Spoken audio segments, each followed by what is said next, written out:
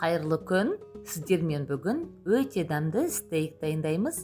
Стейк жасауға маған жолдасым көмектеседі. Осындай дәмді стейк жасау үшін сіздерге өз талғамдарыңызға қарай жылқы, қой немесе сиырдың еті қажет.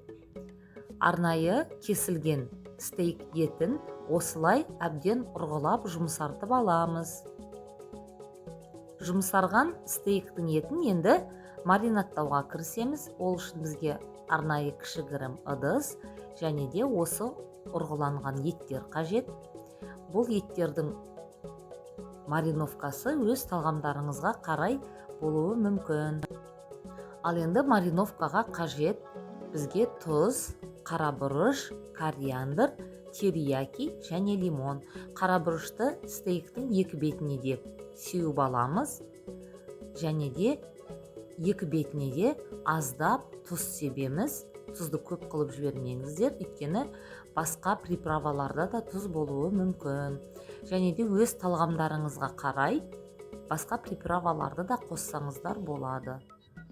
Сонымен тұз, қара бұрыштан бөлек біз кориандр қостық. Кориандрды да стейктің екі бетіне әдемілеп сеуіп шығамыз. Кориандр стейкке өте әдемі иіс және де дәм береді. Және де лимонды стейктің екі бетіне, яғни лимон шырынын сығып сеуіп шығамыз. Лимонды кез келген стейкке, салаттарға, тағамдарға қолдануға болады. Әсіресе осы стейкке лимон өте бір ерекше дәм береді және еттің одан бетер жұмсақ болуына көмектеседі.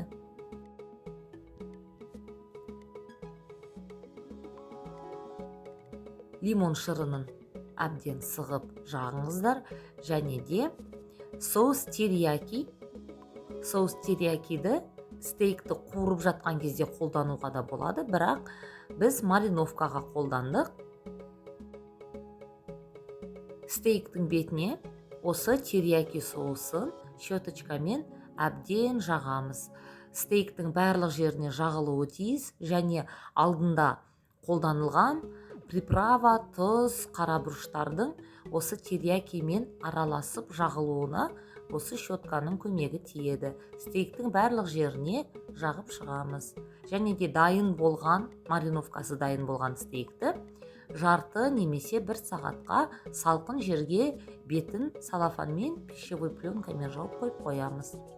Стейктің мариновкасы дайын, ал енді сковородкаға майымызды құйып, қызған кезінде дайын маринадталған стейкті салып, жарты сағаттай баяу отта қуырып аламыз. Менің осы YouTube каналыма жазылып, яғни подписаться етіп, лайк басуды ұмытпаңыздар.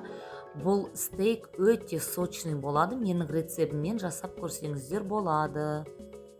Стейктің бір беті пісіп қалған кезінде соевый соус қосамыз. Соевый соус тағы да әдемі дәм береді. Бұл да өз талғамдарыңызға қарай қосылатын нәрсе. Міне, қараңыздаршы, өзінің сорпасында әбден піседі. Қақпағын жауып, баяу отта пісіруді ұмытпаңыздар. Менің каналыма подписаться етуді де ұмытпаңыздар. Міне, стейкіміз дайын болып қалды. Ал енді осы екі бетінде аударып пісіргеннен кейін дайын болған стейктің бетіне теркадан өткізілген сырды себеміз. Міне, көбінесе комо сырын аламын. Өте дәмді сыр. Сырымыз ерігеннен кейін арнайы ыдысқа салып, өздеріңіздің қалауларыңыз бойынша әсемдеп дастарханға қойсаңыздар болады. Ыстықтай берілсе өте дәмді болады. Бізде бұл жерде гарнир жоқ, тек қана стейк жейміз. Ал сіздер гарнир ретінде қайнатылған күріш, пюре немесе фри қолдансаңыздар болады. Ал достар, стейктің дәмін көрейік. Бірінші стейктің дәміне баға беретін жолдасым. Өте сочный болған. Ал енді мен де дәмін көрейін.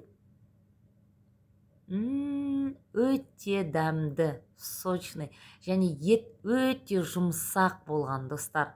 Өкінбейсіздер, жасап көріңіздер. Ас болсын.